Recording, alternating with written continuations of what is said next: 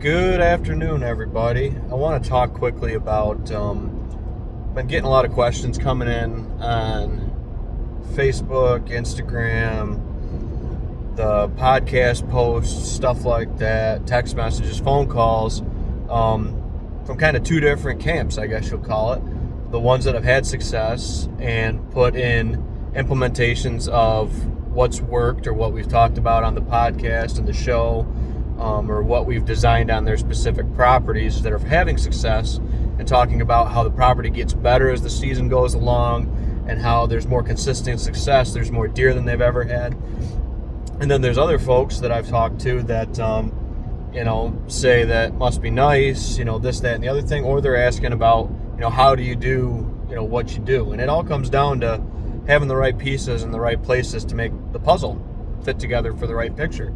And I was talking to one guy specifically, and he was saying, well, everything's nocturnal.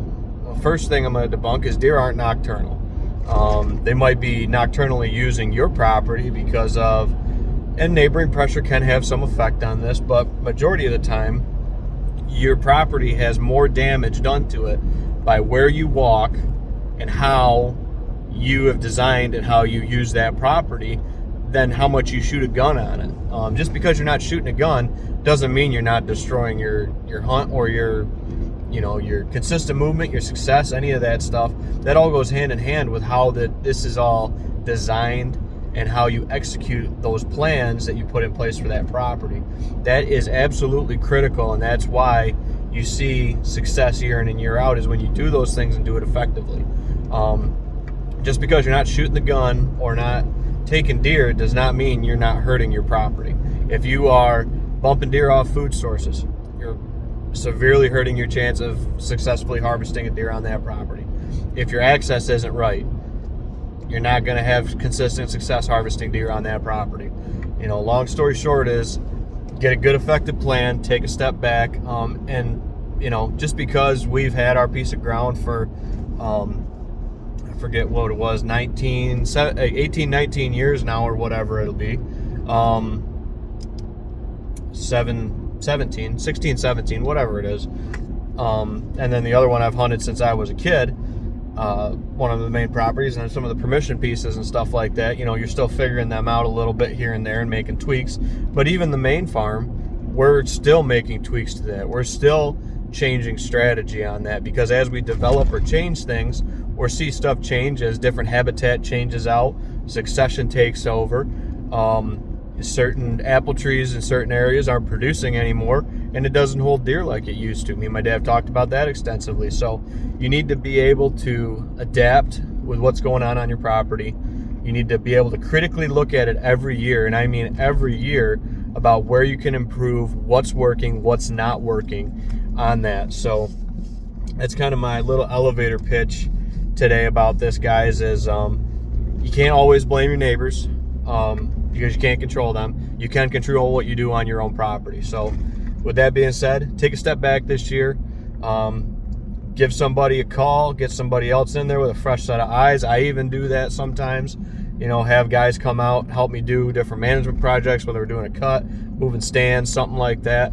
And, I bounce it off of them. Like, what do you think, man? You think this will work? And sometimes it's, yeah, I think so, but I kind of like this tree over that tree or whatever. And having a different scope on it also helps. And that's where me and my dad bounce a lot of stuff off of each other, because we see it in different lenses and different scopes. So, but the key is getting your access done in, and then start making your improvements. There's some improvements that we've made, and I'll be the first one to tell you, improvements I've made in certain spots do not fit, and I would not do them again.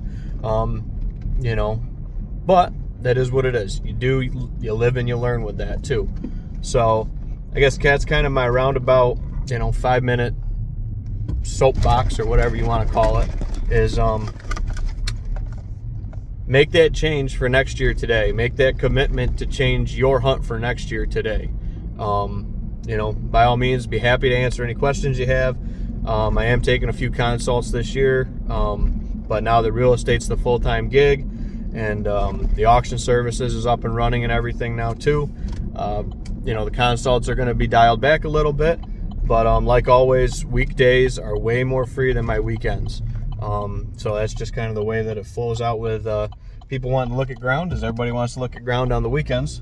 So if you can make something happen during the week, we can get you fit in just about any time. So, but we're on ground. And now that season's winding down, we're starting to get out. Showings are starting to ramp back up again. You know, we got a couple deer on the ground. Everything's feeling good. So, yep. So if you're interested in a consult, get a hold of me today. Be happy to help you improve your hunt for next year and get you moving in the right direction so you can see success for future seasons to come, and keep working that plan and get it going and get it cranking for future years to come. So keep your hunts getting better year in and year out.